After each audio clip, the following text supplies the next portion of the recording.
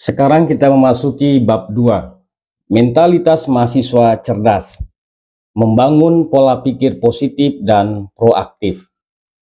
Guys, kalau selama ini kita mikirnya belajar cuma buat ujian atau buat nilai aja, coba deh kita ubah mindset itu. Coba pikirkan, belajar itu buat hidup, bukan cuma buat dapetin nilai A. Misalnya, pelajaran yang kita pelajari itu nggak cuma buat ngejar IPK, tapi juga buat nambah skill yang bakal berguna di kehidupan nyata. Jangan cuma ngandelin teori, tapi coba aplikasikan dalam kehidupan sehari-hari. Mindset ini bakal bikin kita lebih siap menghadapi tantangan di dunia kerja nanti. Karena yang lebih penting bukan cuma nilai, tapi bagaimana kita bisa terus berkembang. Mungkin banyak dari kita yang kadang ngerasa beban banget sama tugas dan ujian. Tapi coba deh kita lihat dari sisi lain. Setiap tugas yang kita kerjain itu sebenarnya kesempatan buat kita berkembang. Setiap tantangan yang datang itu bisa jadi batu loncatan buat jadi versi terbaik diri kita sendiri.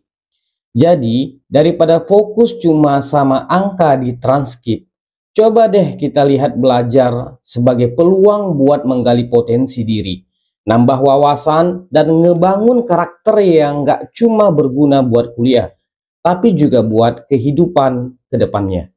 Selain itu, penting juga untuk kita memiliki growth mindset, pola pikir yang meyakini bahwa kemampuan itu bisa terus berkembang seiring usaha dan pengalaman. Dengan pola pikir ini, kita nggak akan terjebak dalam zona nyaman atau merasa stuck dengan kesulitan yang ada. Setiap kegagalan atau kesalahan justru jadi peluang untuk belajar lebih banyak dan lebih baik lagi. Jadi, daripada takut gagal atau merasa tertekan, coba kita anggap itu sebagai bagian dari proses yang nggak pernah berhenti. Dengan cara ini, kita bisa terus beradaptasi, belajar hal yang baru, dan menjadi pribadi yang lebih kuat dan tangguh, baik di dunia akademis maupun di dunia kerja nanti. Mengatasi rasa malas dan prokrastinasi. Sadar nggak sih, kita sering banget nunda-nunda kerjaan. Kadang tugas udah numpuk, tapi malah mikir besok aja deh, atau nanti juga kelar. Nah, buat kamu yang sering kayak gitu, yuk coba beberapa cara biar bisa tetap semangat dan disiplin. Salah satunya, coba buat daftar tugas yang harus dikerjain, dan tentuin deadline buat diri sendiri. Jangan nunggu dosen kasih deadline. Kita yang atur sendiri. Kalau udah mulai ngerjain, jangan ragu buat ambil waktu istirahat sejenak. Otak kita juga butuh refresh kan? Tapi ingat, istirahat itu buat nyiapin energi buat kerja lagi. Bukan malah jadi alasan buat ngulur waktu. Kalau udah terbiasa, rasa malas itu bakal lebih gampang dikalahin. Dan yang gak kalah penting, coba deh kasih reward buat diri sendiri. Setiap kali berhasil nyelesain tugas. Gak perlu yang mewah, cukup hal-hal kecil yang bikin hati senang. Kayak nonton episode drama favorit, makan camilan kesukaan kita, atau scroll media sosial sebentar. Dengan begitu, otak kita bakal lebih termotivasi buat terus produktif. Ingat, semua perubahan dimulai dari langkah kecil. Jadi, yuk mulai sekarang. Ambil satu langkah buat ninggalin kebiasaan nunda. Dan kamu bakal kaget sama hasilnya nanti. Siapa tahu kamu bisa jadi inspirasi buat orang lain yang lagi berjuang ngalahin rasa malas. Kadang, rasa malas itu muncul karena kita nggak punya tujuan yang jelas. Makanya penting banget buat punya visi atau alasan kuat. Kenapa kita harus nyelesain tugas itu? Coba tanya diri kita sendiri. Kalau ini selesai, apa manfaatnya buat aku? Atau apa hal besar yang bisa aku capai kalau terus konsisten? Dengan punya tujuan yang jelas, kita jadi lebih fokus dan nggak gampang terdistraksi. Selain itu, jangan lupa buat menciptakan lingkungan kerja yang nyaman dan bebas gangguan. Rapikan meja belajarnya, kemudian matikan notifikasi yang nggak penting, dan pasang musik yang bikin semangat kalau perlu. Suasana yang mendukung bisa bikin kita lebih betah dan produktif.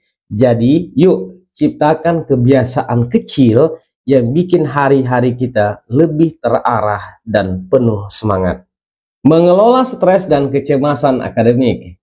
Stres dan kecemasan itu emang bagian dari kehidupan mahasiswa. Tugas menumpuk, ujian datang, presentasi yang bikin deg-degan, semua itu bikin kita merasa tertekan. Tapi jangan biarkan stres itu menguasai. Cobalah teknik relaksasi seperti meditasi atau sekedar tarik nafas dalam-dalam dan lepaskan perlahan. Coba juga untuk mengatur waktu dengan baik. Jangan sampai kepepet baru mulai kerja. Luangkan waktu buat diri sendiri.